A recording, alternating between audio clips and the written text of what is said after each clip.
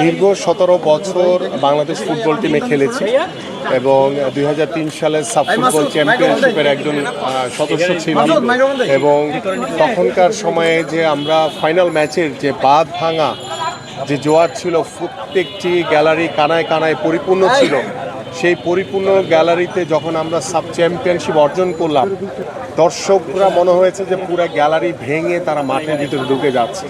এই যে একটি উন্মাদনা, এই যে একটি ক্রেজ ফুটবলের, সেটি আমরা খুব ভালোভাবেই উপভোগ করেছি। এবং 2010 সালের আমাদের এসএ গেমসে আমরা চ্যাম্পিয়নশিপ অর্জন করেছি, গোল্ড মেডেল পেয়েছি। তখনও কিন্তু একই চিত্র আমরা দেখি যে বাংলাদেশের মানুষের যে ফুটবলকে নিয়ে যে ভালোবাসা, ভালো লাগা, উৎসাহ, উদ্দীপনা। দীর্ঘদিন পরে আমার কাছে মনে হয়েছে যে বাংলাদেশের ফুটবল নতুন করে নতুন একটি পজিটিভ একটি সাইড নিয়ে তারা উপস্থিত হয়েছে এবং আমার কাছে মনে হয়েছে যে দীর্ঘদিন মাঠে খেলেছি এবং আজকে দর্শক বা মাঠে খেলা দেখার জন্য যে আগ্রহ, যে উদ্দীপনা আমি নিজের ভিতরেই ফিল করছি বা আমার পরিবারের ভিতরে বা আমাদের যারা সারা বাংলাদেশের মানুষ, যারা দর্শক, যারা ফুটবলকে ভালোবাসে, তারা কিন্তু অধীর আগ্রহে বসে আছে। আমি যেমন আজকে দেখলাম যে টিকিট না পেয়ে আমাদের অনেকেই দর্শকরা, সমর্থকরা তারা বিক্ষোভ করছে। এইটি কিন্তু আসলে ফুটবলের ক্রেজ।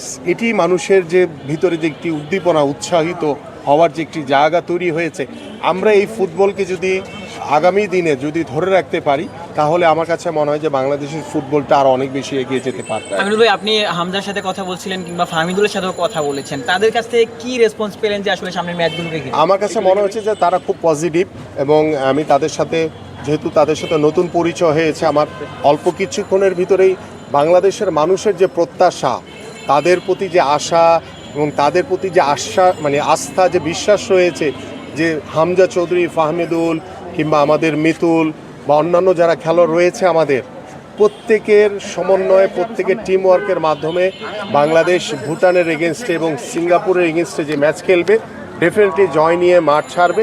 সেই প্রত্যাশাটা আমি তাদের কাছে বলেছি যে বাংলাদেশের মানুষ তোমাদের কাছে এটা আশা করে এবং তারা খুব পজিটিভলি রেসপন্স করেছে যে ইনশাল্লাহ আমরা টিমওয়ার্ক এবং আমাদের যে কোচের ইনস্ট্রাকশন রয়েছে সব কিছু মিলিয়ে আমরা একটি ভালো ফুটবল ম্যাচ খেলতে চাই এবং ভালো ফুটবল ম্যাচ বাংলাদেশের দর্শকদের জন্য উপহার দিতে চাই। Thank you.